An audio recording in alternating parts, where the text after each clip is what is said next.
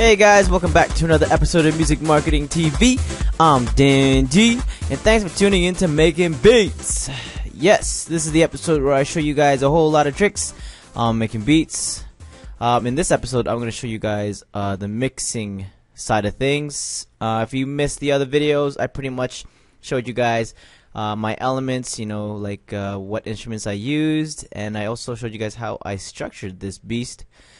And now I'm going to show you guys how we mix everything down. So we're going to do a lot of technical stuff, and we're going to bring it into the mixer. Alright, so first off, I believe I have my kick on one as labeled. I also have a secondary kick on two, doing my and count. But let's look at what we got here. So kick, a little bit lowered a bit, so I don't lose a lot of headroom. So kick on one. I have an EQ and sound goodizer. So let's look at my EQ and where I peaked it. So you can see here 50 all the way up to just over 6 decibels, and I also have the 1.4K. And let's take a listen to that kick on its own. So doing a lot of not so much pocketing.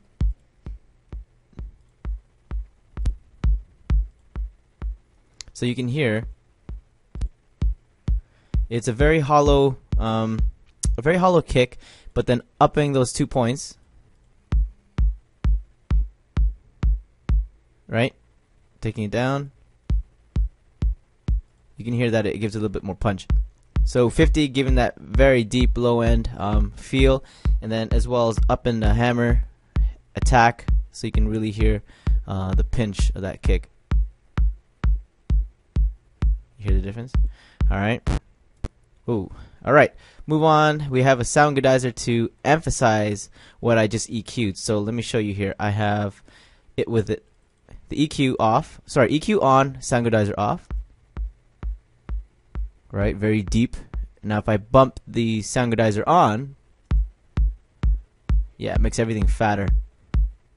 And just takes what I did here and made it a lot louder. Alright, going on to the second kick. Left it alone, just used an EQ, rolled off the highs. And you can't hear it because I muted it. There we go. There we go. Made it sound very round. And if I take it off, this is what it sounds like. Let me make it louder. Right? And with it on, I'm really emphasizing the, I think 80 mark, yeah, somewhere around there, and a bit of its attack, and then took out all the high information there, so it sounds kind of muffled, right, making it sound round. Next, let's see what else we have here. Let's go to a chorus, because that's where pretty much all the instruments are. So nothing's here. I have something here actually. I have an EQ. And I can't find it. Where is that? Where is that instrument? Ah, yes, that is in my breakdown. So we go over here. So I have a secondary kick for the slow part.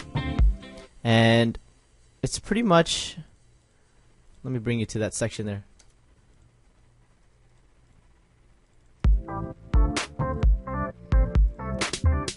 Pretty much this sound.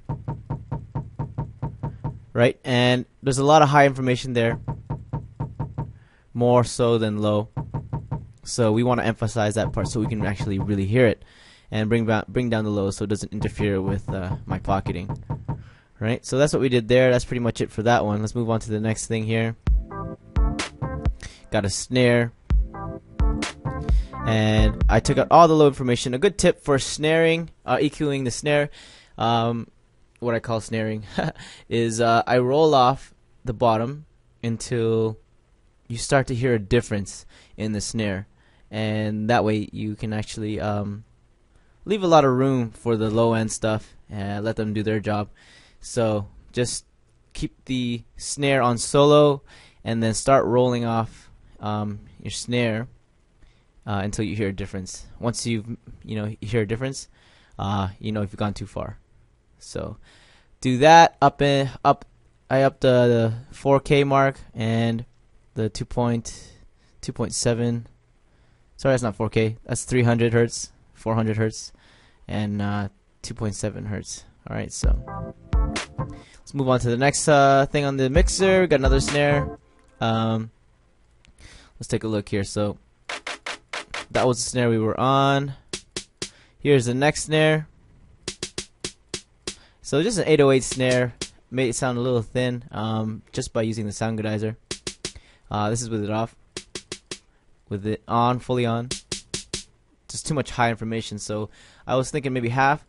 Still too much, so you bring it down to a quarter. And somewhere around here sounds good for me. Right, and it's peaking all the way up, so there's no distortion. There is a limiter on the sound goodizer, so don't worry about you know, getting distortion or anything crazy like that. Also have a fruity limiter, just in case there is a bit of peaking. And I pretty much pulled up the gain, so you can really, I can bring up the volume just a bit, and I think I'm going about 3 decibels up. Let me bring it back down. 3 decibels. There we go. Maybe a little bit more. Maybe about 4 or 5 decibels. Let's see how that sounds. There you go. Alright, so just have those two things on there. Let's go into the next clap. And oops. We're doing with this one. So that's what it sounds like. I just have an EQ. Again, roll off till you hear a difference. And up in the 400 and 2.5K. So there's a lot of layering here. Right? And let's move on to the next thing on the mixer here. We have a whole bunch of percussion. And the percussion comes in later, so let's see, maybe here. Oh, there's nothing on this one, so we have a little bit of a hi-hat effect here. All these 3 percussion instruments are actually being fed into another channel with a whole bunch of other effects. But let me show you what. So this one doesn't have any effect on it, and I'll show you where the effects are taking place. This one has a delay on here, simple delay. The only thing that's really doing work is my time. My timing's as you can see 3. And go into the next one. I have an EQ on here just to mess around with my pocketing. Oh, I don't, and I should be messing around with that. So let's bring this up. Now you can really hear it. Bring down the lows. There you go. So we don't have any information here, just in case there is something that's playing around with my low end and high end information somewhere else, right? So it's good to just do it for safety. So all 3, 8, 9, and 10 are being routed into here. So as you can see, I have a knob here going all the way up for volume, and I have my perk effects on here. So I have a phaser, and my phaser is pretty much sweeping very fast. A large range as well, and there's a lot of feedback on there.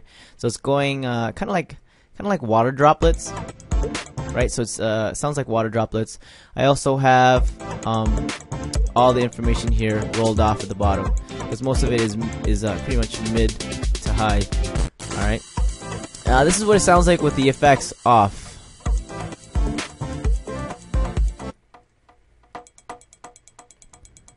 Here we go. So we got a bongo on there, some sort of hi-hat, and with the effects on,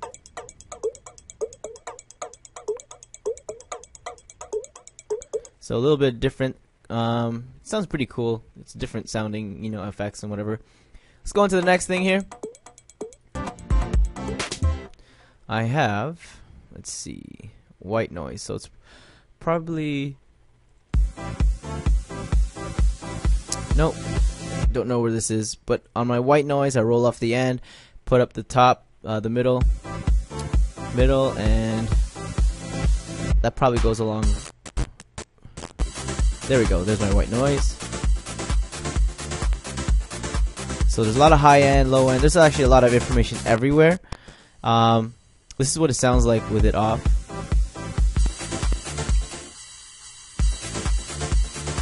it's very sharp. The white noise is very sharp. Let me bring in the white noise, just the white noise. So it's very sharp. Bring this back in. It's very staticky now. Alright, so that's what I did to my white noise. Go on to the next thing here. Nothing in this channel. There's my pre-computed effects, and I'll just move this along 8, 9, and 10, so it's very organized. Let's go to 14. Got a clap, and a clap has a lot of stuff on here. So let's take a look. I got some EQs on here. Roll off till you hear a difference. Moving up to the 300 mark. That's pretty much it. Go to my sound gradizer and really emphasize what I did on my EQ. Right? This is what it sounds like off. And I'll give it solo. EQ on, and then sound gradizer. So there's a bit of a difference there. Cool. And then I have a stereo shaper to give it that ear candy, and I'm just delaying the sound to the left just a little bit, and it just adds to the ear candy, party rock clap kind of thing. So this is what it sounds like with off, with the sound shaper off. This is with it on, and just adds a little bit of effect there. Very subtle. Alright, let's move on to the next one.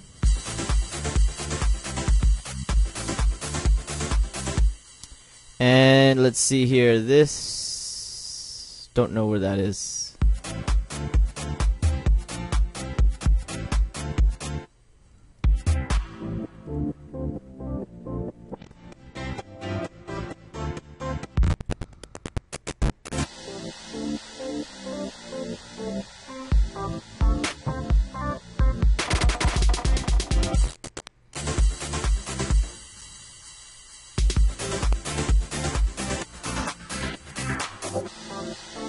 Alright, so it's very important that you name your tracks. Hit F2 and you can name, and I cannot find this, so I'm just going to say cannot find.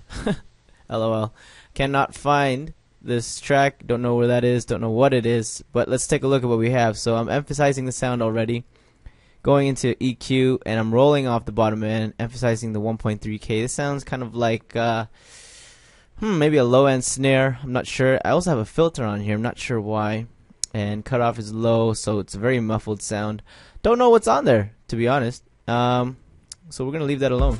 Don't know what's going on there. Let's see. I only have a filter over here going out to the track, so maybe let's see if that's the actual... No, it's not. So we don't know what that is. Well, so a good tip right off the bat, name your tracks. So next thing we have here, we have a clap. There, that little clap. All it is a basic 808 clap. Got some reverb on here. Early reflections are not so high up. And let's see. Got a small room happening. Lots of delay time, about 2 seconds over. And yeah, that's pretty much it for a clap. Nothing too special in there. Oh, this one's a really cool track here. This is my... There's a whole bunch of things routed to this, so I'm going to start unmuting a whole bunch of stuff here. Because pretty much all the instruments are tied into it. Right, there's a whole bunch of stuff in there. So we'll start with what's on this channel and why I have all these things here. So P controller. This controller, as you can see, is ducking my track here. And this is just an LFO with a sawtooth waveform. So it goes down, instantly down when it reaches the highest point, and then gradually gets up there. So it emulates kind of like sidechaining, but a little more consistent. Alright, so that's on there. We have a fruity filter on here controlling I guess the overall timbre of the track, or at least the instruments. And nothing too special on this. I have it linked to an XY controller, so I'll bring both up at the same time. You'll see what I'm talking about. And you can see cutoff, frequency, and resonance are tied to it. Right, so full resonance to the right, cut off all the way down, and just adds a lot more flavor if you do things like that. Usually I tie the resonance to the Y controller, So if I want to, let me give you an example. Link to controller, throw it onto the Y, except on my Y I'll change my tension. So now every time I go down, you can see that my resonance is up.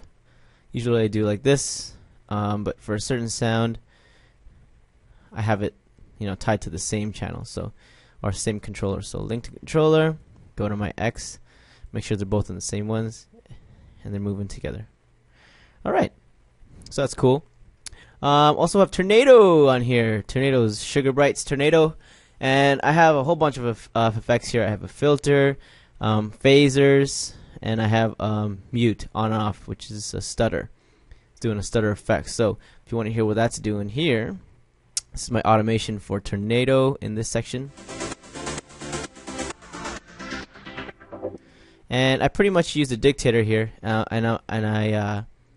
I'm basically automating this going up and down, right? So you can see you got to set your values here like that. So starting full on the other, gradually getting up, cut off, nothing there, and then my stutter comes in at a certain speed, and it's very hard to keep it at a certain speed, but it's a good thing the values are the same from this number to that number, so it's okay if you get it within there.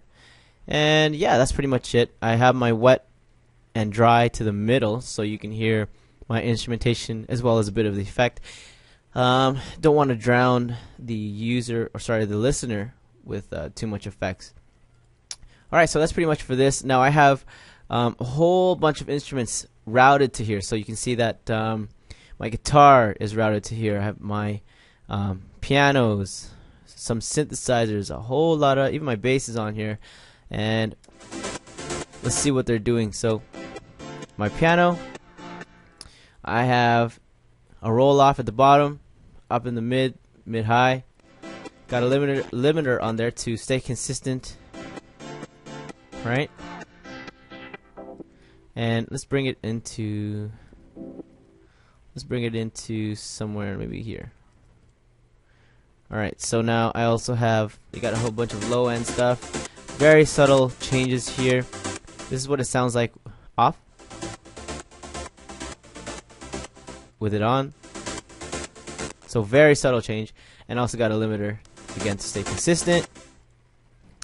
Let's move on here. Also have bass on this.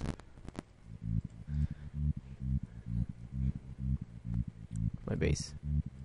So just have an EQ rolled off a lot of the highs, getting that muffled bass sound, and you know, not too much of the low end, more of the mid lows. Don't want too much low because it will mess around with my kick. A lot of interference there. Let's see what else I have on here. Yeah, there's a whole bunch of stuff. Actually, I have a guitar on here. The guitar is in my chorus. There's my guitar. Very muffled guitar. Oops. So I got a hardcore on here. Compression, reverb, pretty much that's it. Then here's my muffled guitar. Roll off the highs, roll off the lows, grab only mids. Makes it sound kind of old, right? So it sounds good. Makes it sound like a sample. Alright, so that's pretty much it for my instruments here, I think. I also have a Moonlight EP on here. We should organize this, so Moonlight. And on the Moonlight, it sounds like an organ, rolled off old school organ, so a lot of highs, no highs, a lot of mid lows, and pretty much no lows. Gives that old school feel, and this is what it sounds like with it off.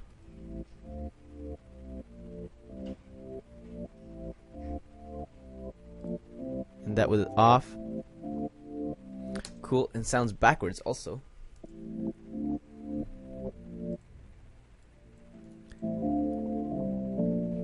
Right, so that's with the effects off. And let's see here.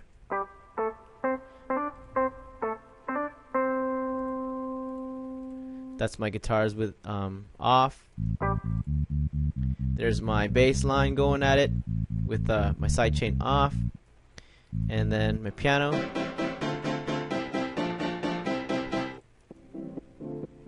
Big difference. with the effect on.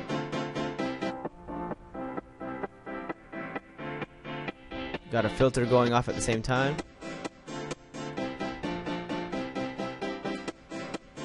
Right, so big difference there. This is what my synthesizer sounds like with the effects off. Oops. Now that would be totally crazy having it like that throughout the whole track. So having the ducking effect really helps change the dynamics. And that's pretty much it for that there.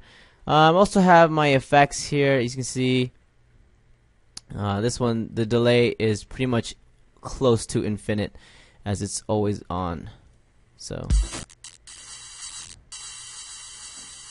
you can see it's barely decreasing, and if it's decreasing, it's going very slowly. Infinite effects, or close to infinite effects, or delays, are really good for this type of music, especially if you're doing dance, you know, all those club music joints and jams. Not so much for slow songs and hip hop. Usually they're great for outros, you know, trying to get out of like a progressive outro. And yeah, it's good for that. Also have another effect on here, but there's really nothing on there. So let's hear what that is. There it is. So there's nothing on here. However, it's being routed to the channel below it, so 27, and on 27 there's an infinite delay. So that's pretty much it for that effect. And that's pretty much it for this episode of Making Beats. Hope you guys learned a little bit of mixing. If you have any questions or comments or concerns, you know, don't forget to leave an inbox or maybe a comment below. Feel free to hit me up, email me, hit me up on Facebook, facebook.com/DanDrama, and you know, I'll help you guys out with your, you know, making beats or producing or engineering, anything you really need. And yeah, I'm Dan D from Music Marketing TV, and I'll catch you guys in the next episode. Peace!